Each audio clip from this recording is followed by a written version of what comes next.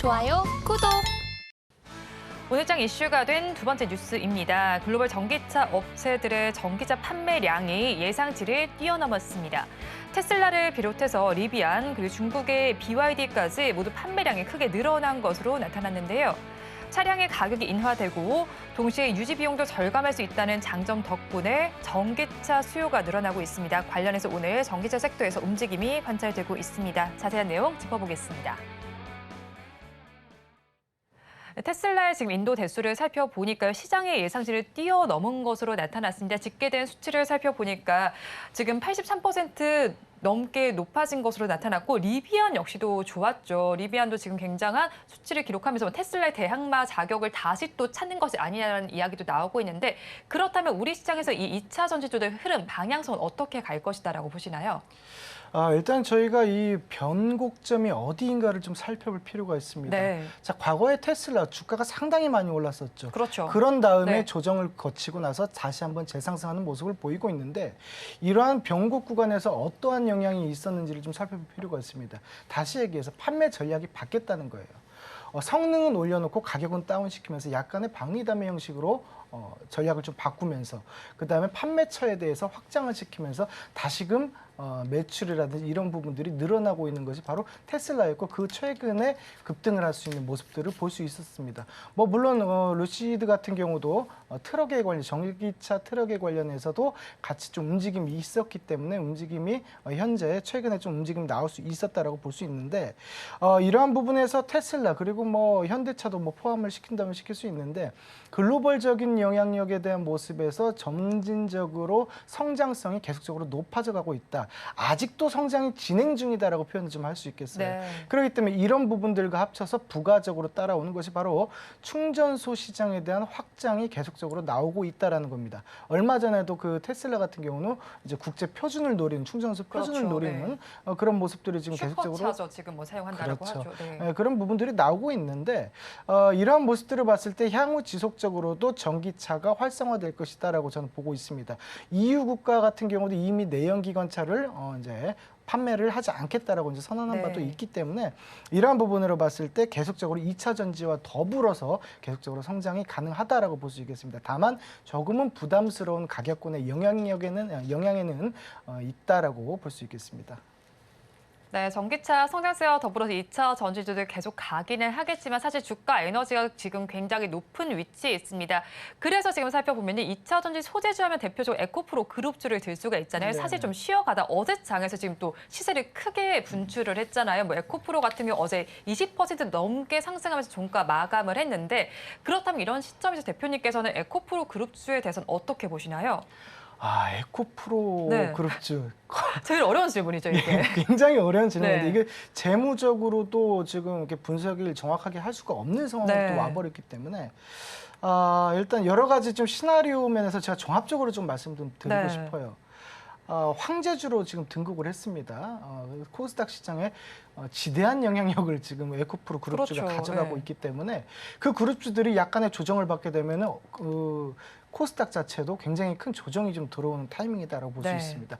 그렇다면 이 그룹주를 확인하셨을 때 이 그룹주 자체만 놓고 보지는 말고 네. 코스닥 종목의 코스닥 지수까지도 같이 한번 확인을 하면서 대응에 대해서 우리가 신경을 좀 써야 될 필요가 있다라고 봅니다.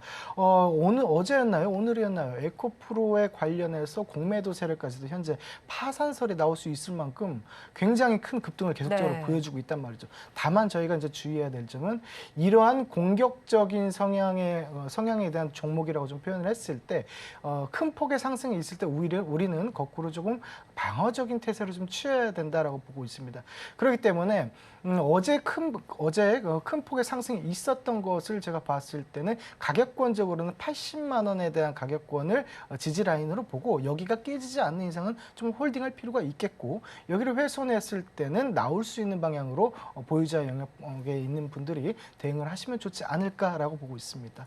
네, 그렇죠. 지금 사실 이제 에코프로 그룹주 하면 지금 뭐라고 말을 하기가 어려울 정도로 너무 상승 기세가 뚜렷하니까 지금 가지고 계신 분들도 사실 고민이 좀 있으실 테고 보유하지 못하신 분들은 더욱더 배 아픈 상황이잖아요. 그렇다면 넥스트 에코프로가 될 기업 어디라고 보시나요? 예, 그 넥스트 에코 프로라고 네. 말씀드리긴 조금 부담스러워요. 왜냐하면 네. 똑같이 뭐 9배로 올라야 되냐. 네, 그렇게 가지 예. 못할 수는 있는 거잖아요. 그런 네. 부분들이 있기 때문에 그렇게까지 표현하기는 좀 부담스럽고, 다만 이제 제가 조금 전에 말씀드렸던 부분이 수요와 공급에 대한 논리로 말씀드렸을 때 결국에는 2차 그 전기차가 성장세를 띠고 그에 따라서 부가적으로 2차 전지가 같이 동반 상승을 보인다면 거기에 대해서 따라갈 수 있는, 즉 다시 얘기해서 충전소 시장에 대한 확장에 대한 부분을 좀 체크해 볼 필요가 네. 있다고 봅니다.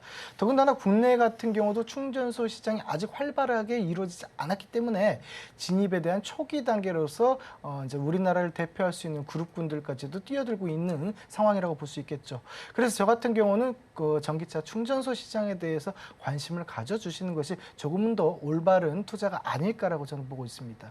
네, 그렇죠. 뭐 전기차가 늘어나는 만큼 충전소 시장도 활발하게 이루어져야지 사실 주유소처럼 편하게 충전을 할 수가 있을 텐데요. 그렇다면 오늘 이제 두 가지 섹터에 대해서 좀 살펴봤는데 대표님께서는 어떤 섹터에서 탑픽 종목을 가지고 오셨을까요? 저는 아무래도 고점에 대한 부담감이 있기보다는 가야 할 길이 멀고, 그리고 진입 초기에 있는 충전소 시장에 대한 종목을 저는 말씀드리고 싶어요. 네.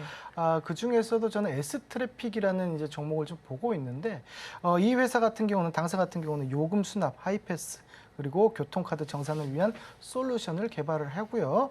그리고 전기차 충전 사업에 대해서 진출하고 사업을 확대하고 있는 상황이다라고 볼 수 있겠습니다. 그리고 최근에 우리가 그 공시가 그 언론에서 이런 보도가 됐었죠. 공동주택에서 전기차 충전 시설을 의무화하는데 네. 지하 3층까지만 의무화를 시키겠다라는 보도가 있었던 만큼 이 공동주택에 대해서 전기차 충전 솔루션을 보유하고 있는 이 S트래픽이 가장 적합해 보이지 않나라고 표현을 합니다.